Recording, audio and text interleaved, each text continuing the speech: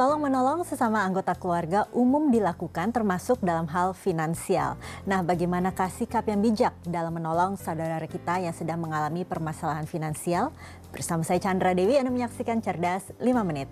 Dan bersama saya di studio Metro Manulife telah hadir Bapak Muhammad Irsan, Head of Agency Training and Development dari Manulife Indonesia. Selamat pagi Pak Irsan. Pagi Chandra. Pak Irsan, ini ada pertanyaan dari pemirsa kita, dari Bapak Maman yang belakangan ini sering bertengkar dengan istrinya karena selalu memberi bantuan finansial kepada kakaknya.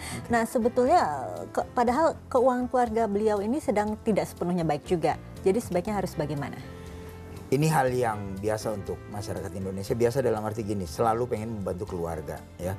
Tapi dalam hal rumah tangga, hal ini harusnya jangan ditutup-tutupi. Kemudian harus ada transparansi, jadi komunikasi antara Pak Maman dengan istrinya harus ada bahwa kita punya keuangan segini. Kalau ada dana yang masih tersisa bisa saja untuk dipinjamkan ke misalnya kakak atau adiknya ya. Tapi kalau tidak ada, ini hal yang jangan dipaksakan. Tapi poin yang paling penting adalah jangan ditutupi, jangan karena nggak mau suaminya tahu jadi dana keluarga diambil kemudian dipinjamkan tanpa sepengetahuan dari pasangan suami atau istri. Oke, tadi kan Pak Irsan juga sempat singgung bahwa jika ada dana yang berlebih bisa. Betul. Tapi apakah ada batasan pertolongan finansial kiranya yang bisa kita beri? Ada batasannya tidak? Nah, ini yang sering buat masyarakat kita agak abu-abu nih. Karena gini, kadang orang minjem, begitu dikasih jadi nyaman, minjem lagi.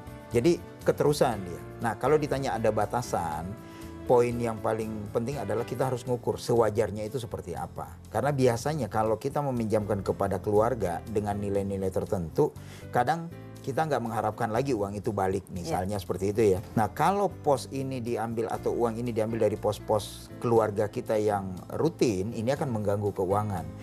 Menjadi tidak wajar kalau kita mengambil hal atau keuangan kita ambil, kemudian kita berikan ke orang lain dan keuangan kita sendiri jadi kasarnya amburadul. Jadi ini yang harus diantisipasi oleh keluarga tersebut. Oke, jika ternyata hal ini sudah terjadi, dalam hal ini keuangan finansial kita sendiri sudah amburadul, Pak.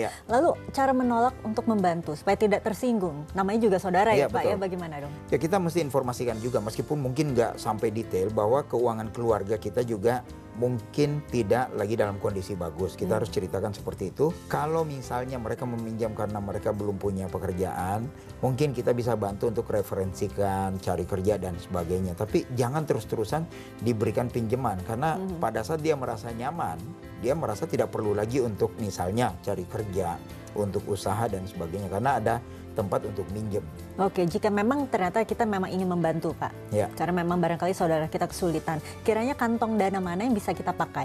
Nah, ini yang saya jelaskan di awal, harus dari pos yang longgar, dalam arti misalnya ada kelebihan dana dari income yang kita miliki, setelah dimasukkan ke pos-posnya masing-masing, misalnya kebutuhan keluarga, investasi, asuransi, kemudian dana tidak terduga atau emergency fund, setelah itu masih ada kelebihannya, memungkinkan untuk kita berikan pinjaman. Tapi kalau nggak ada lagi kelebihan, jangan sampai mengganggu pos-pos yang kita sudah buat tadi atau menjadi komitmen keluarga ini. Karena inilah yang biasanya menjadi biang keributan dengan pasangan kan.